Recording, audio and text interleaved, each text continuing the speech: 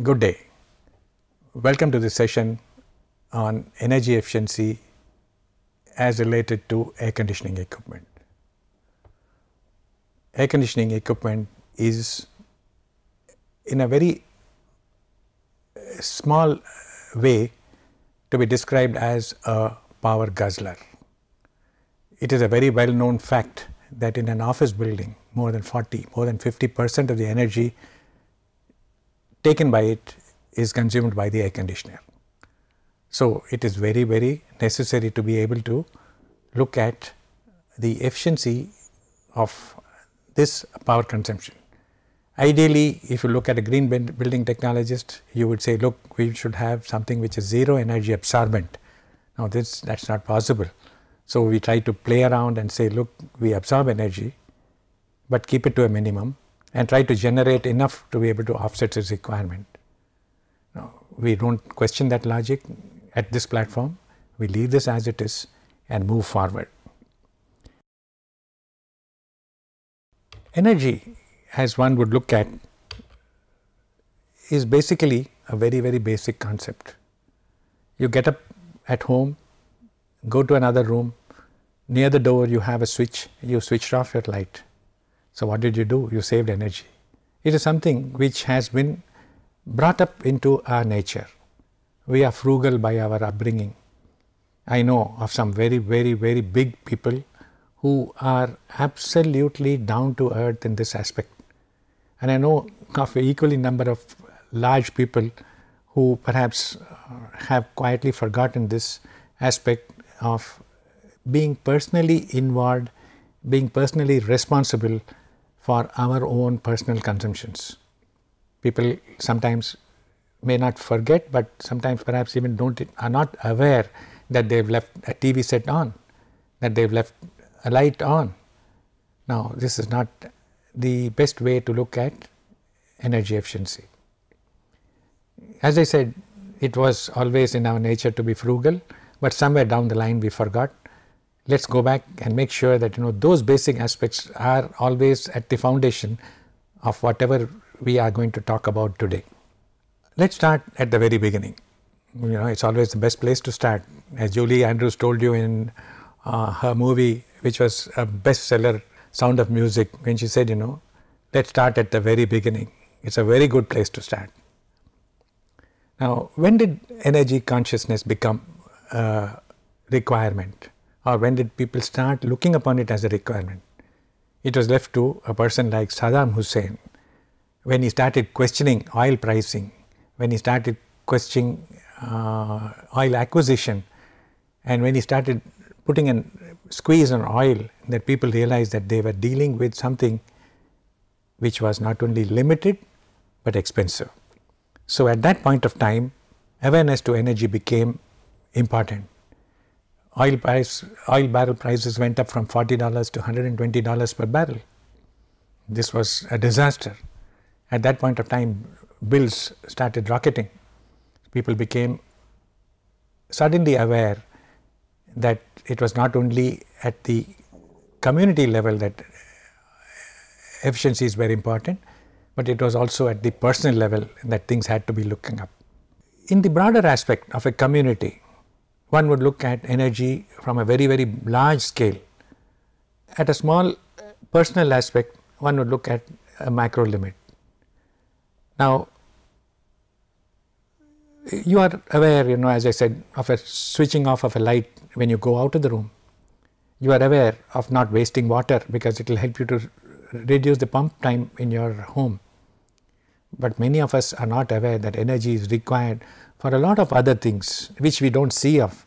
For instance, today most of our agriculture is done by pumped water. So, that pump which consumes water, that harvester which collects the grain, the power that is consumed by downstream processing of the grain into bread, into anything that you consume, has started becoming important. The community starts looking at it at the community level, and you and I start looking at it at the personal level. As I mentioned, the awareness of this, we have got to thank Saddam Hussein for it. Now, having talked of this, let us say, we talked of energy as sun, water coming out required to finish products like bread, textiles, anything. Now, that is something which we will not look at in this session because of the limited time availability. What we will look at is basically what is going on to the personal level, and more important, into what is going on into our air conditioning equipment. From the angle of conservation, the moment you start this exercise, you have really got to know what you are handling, where did it come from, and where does it go. In an air conditioner, schematically the air conditioner would be like what you see on your screen. It will be basically an enclosure, which is again a primary need for any air conditioning. I have set out in this sketch a window air conditioner because that is the basic form of air conditioning. Now, what does that air conditioner look like? Its insides have been portrayed here. It has a cooling end, it has a heating end. The cooling end is powered by a fan to dissipate the cold air into the air conditioning. The hot end is powered again by another fan which rejects the heat, and to make the heat move from one to the other, you have the compressor. So, the three red clouds that you see are the energy sinks. Now, if you step away from the window air conditioner, look at a little bigger machine, what would you see? You would still see something which is inside the room, which absorbs the heat. How? By having a cooling coil inside. So, in other words, if you notice on your screen, you see an air conditioner portrayed as a fan and a coil. The coil draws cooling energy from the outside from a water chilling equipment, which again generates the cooling or removes the heat and keeps on recirculating it through this cooling coil. So, basically, if you look at again equipment, whether it was the window air conditioner or whether it was this kind of a more complex, I would call it a central plant, you see equipment like condenser fans, you see equipment like compressors, you see equipment like chiller pumps, and you see equipment like AHU fans which consume energy. Now, with this slide, we are aware of the equipment that we need to look at for tackling energy conservation. The first step to being able to tackle this conservation is to know what is the kind of relative energy absorbed by each of those three components that we talked of. Basically, the fan might be said to say take away 20% of the energy of an air conditioner. The pump takes away a good 10%. The compressor, which is really responsible for shifting the energy, that is shifting the heat from the inside to the outside, takes about 70% of the heat, and the total 100% is made up of these three block forms of energy consumption. Now that we have identified these sources, we know that the components required are a fan, pump and a compressor. How do we go about reducing the energy absorbed by these equipment? There is the most basic factor, conservation distant from these equipment. Now, you bought this equipment, you never made this equipment. There is associated with this equipment a manufacturer sitting far away. Now, he is the one who can be definitely a person who will look at energy conservation of this, but it is something which will not be of importance to this lecture that we are looking at today. It is basically because something that you will not be able to control. At best, you will be able to tell a manufacturer, look, your compressor is consuming a little more energy, it should be consuming a little less energy, but doing something for it will not be within your ken. It will be at the manufacturer's level. So, in other words, a manufacturer's obligation to do the best for his equipment is not within the scope of our talks today, and it is assumed that this level of communication has been established.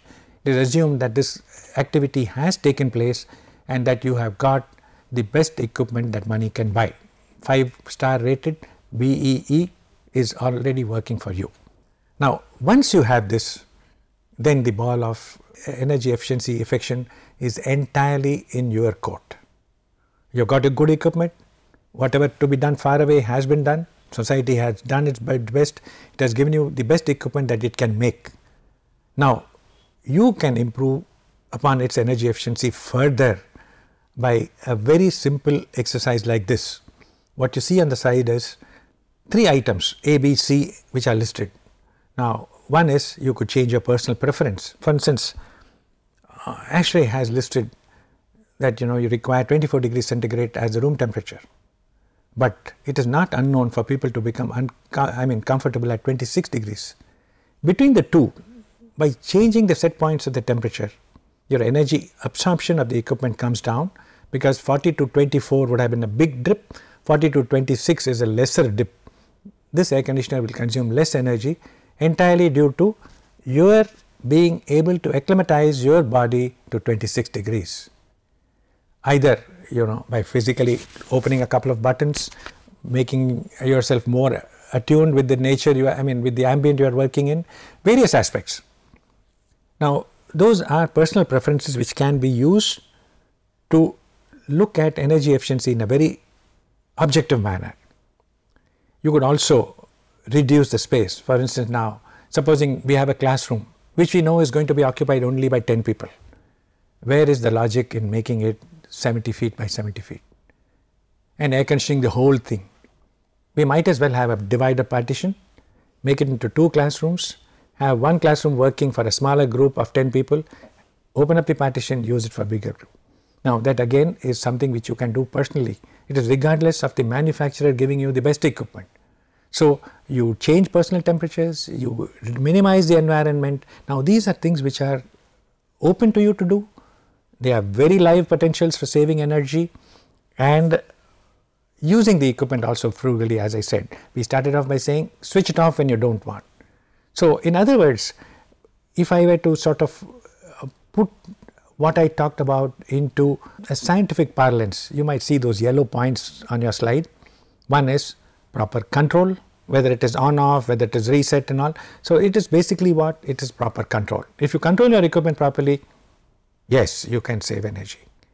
Likewise, you reset the equipments, acclimatize yourself to higher temperatures, work limited hours, at night put it on a timer so that 2 hours when your ambient temperature is low, your equipment does not work, you will not even know about it. So those are items that you look at on a personal level. The most critical final item is always never assume that you have got the best equipment. Keep on looking at its nameplate details, keep on looking at the papers, and any time you feel that there is a big dip between what is available and what you have, do not hesitate to retire the equipment. I am not talking of retiring me, look, I am very old, nobody has retired me. But if you have equipment when just very old, do not hesitate to say goodbye to it and put in energy efficient equipment. Now again, digressing on those points that we had talked of, the simplest form of energy even today with all the BMS, with all the complex controls that one can think of, is basically an on-off control.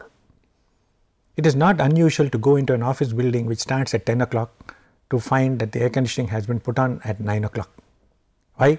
Because somebody had forgotten to put on the timer to say that it should be 9 o'clock in summer, and in off-peak times in winter it can be 9:30. The pull down load is smaller during winter. So on-off times, if they are affected properly and if they are affected automatically, they can really be a lot of energy saving. I am aware of a building which had 10 floors, very good equipment, but relied upon a mechanic to go and switch on and off the equipment.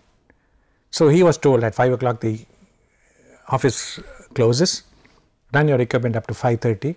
Mind you, in a good office, the air conditioning does not stop before you leave. The air conditioning must stop after you leave. So he was told at 5:30 you start switching off he was told to switch off the plant. Now being a single person alone without any automation, he would go to the top floor, switch off the air handling unit, come down by the steps, go into the next air handling unit, switched off. The entire process of switching off these 10 floors, 10 things would take him 10 minutes. This entire operation of 10 minutes was translated back into the time. The lowest equipment was kept running for 10 minutes longer than was necessary. So when you translated it into facts, it was found that it was far cheaper to put in an automatic electric timer, which at the stroke of 5:30 would switch off everything. The timer cost was a few thousand rupees. and the saving in terms of energy cost was a few tens of thousands of rupees. Now, these are very simple facts, they look laughable material, but they are really the truth. So, an on-off control is one of the easiest, most sensible ways of effecting energy even today with all the high tech available. Now, this on-off need not be an on-off switch. It need not be that a mechanic has to go to the 10th floor. This on-off can be based on temperature. This on-off can be based on, let us say, you have got fresh air coming in. It was meant to dilute. So, you put a CO2 sensor on it. The CO2 sensor will say, I can switch off this element of fresh air because my air is now absolutely clean. So, this on-off vocabulary can be extended to say not just physical on-off switch, it can be extended to say something like the control parameter. For ventilation, it can be a CO2 sensor. For thermal this thing, it can be a thermostat. It can be a humidistat where humidity is to be controlled. So, on-off control, please never look upon it as something which is very basic. It is something which still can save you a tremendous amount of money. Now, this is when you look at a big picture, when you look at, let us say, a thermostat for controlling a particular dedicated equipment. Now, if you look at the component downstream, you will find that with the help of an air conditioning technician, you will be able to not only fine tune the operation of the entire AC system, but you will be able to fine tune a lot of component working within the system, which can be cut off when they are redundant, which can be brought on only on a need based strategy. Such things which are basically, one would say from the common sense, present a tremendous potential for saving of energy. Now, that was as far as the on-off control was concerned. The second best step to doing conservation is by resetting your controls. Now, resetting controls, as you will see from this slide, is possible and necessary from two parameters. One is, look deeper into the design features of an AC system. When I am asked to design an AC system, I look at the mean maximum temperature. Working from Chennai, I said, look, my air conditioning system must be able to handle 39 degrees dry bulb, 28 degree wet bulb ambient, and it should maintain a condition of 24 inside. When does this happen? This happens perhaps for only an hour on a hot summer afternoon. On that same hot day, May 21st, 4 p.m, the heat was the maximum. But if I look at 8 p.m, the heat was never the maximum. It has come down perhaps by 25%. Likewise, early morning on that same hot day, the heat would be even lower. So, the 100% equipment that we select for air conditioning is always for the peak load, and most of the times we work at off peak times.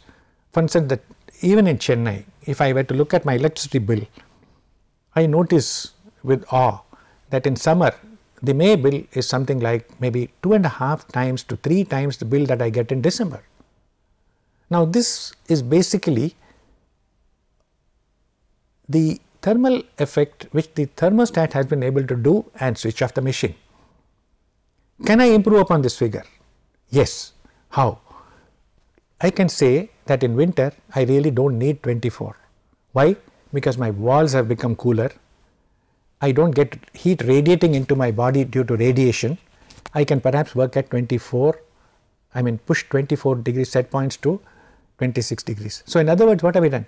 I have reset to suit off peak conditions. Chennai being an oceanic climate, my options to reset are very limited because the variation between winter and summer is not very large. But look at a place like Delhi, where in winter the temperatures go down to maybe even below freezing. At that point, the exercise of resetting inside temperatures is a very, very gainful exercise when it comes to energy saving. One can look at it very nicely, reset the points very, very well, and you have done a lot in effecting a personal economy from point of view of a reduced power bill, but a greater community good by not consuming that much of power By not consuming that much of power, you have brought down the GRE, you have brought down the TEWI, you have reduced everything. You reduce the greenhouse gases, you reduce energy consumptions, you slowly move towards a phase where people are looking at, like you might say, God particle. We look at something like net zero. Now, with these two aspects, one would think that, look, I have done my best. But again, the most important point can always be an awareness to what is on the market. Today, as I said, starting with energy consumption far away, which you did not know, the manufacturer has started looking very, very keenly on the equipment he makes. Today, you can get compressors which are very good. 10 years back, a reciprocating compressor consuming 1 kilowatt per ton was the norm. It was supposed to be the best that one could look at. Today, you get equipment which are rotary. Rotary meaning you can have scroll, you can have vane, you can have screw, you can have centrifugal compressors which can give you energy levels of lower than 0.5 kilowatt per ton. That means you are 50% better off for equipment selected properly. So, supposing you have been using equipment which was consuming 1 kilowatt per ton and you have an option to do this, never look down upon doing a small exercise, trying to find the money either from a banker or from your own resources to see that in short payback periods you can retire equipment which is consuming a little more energy than the datum. So, in other words, keep watching the BEE norms, energy norms established by governmental authority, the established authorities to tell you this kind of kilowatt is what is really required, and correlate it with the type of air conditioning you are working with. You are working on an air conditioner which you work only for 4 hours on a summer afternoon, say about 4 months or 5 months in a year, a little bit of energy inefficiency does not matter, because the equipment is being worked for a very, very small period. But on the other hand, the same air conditioner working in a 24/7 IT center, it's better to look at equipment which can save you every small drop of energy, because its hours of operation are phenomenal. They operate nearly 8,000 hours in a year, as opposed to maybe a window air conditioner meant for a small bedroom which might operate for what? Hardly 4 into 100, say 400. So, where is 8,000? Where is 400? So, for that kind of hours of operation, do not hesitate to keep on examining the power cycles consumption with a magnifying glass. I think with that I have said what I have to say. You are welcome to look at very good literature which is available from ASHRAE, the American Society of Heating Refrigeration Engineers. It will be very nice to look at all the publications from TERI, which today has become a torchbearer for energy. I am sure all of you have heard of the Energy Research Institute at Delhi, headed by Dr. R.K. Pachauri. His publications and his books definitely warrant a look, a relook and relook. Thank you very much.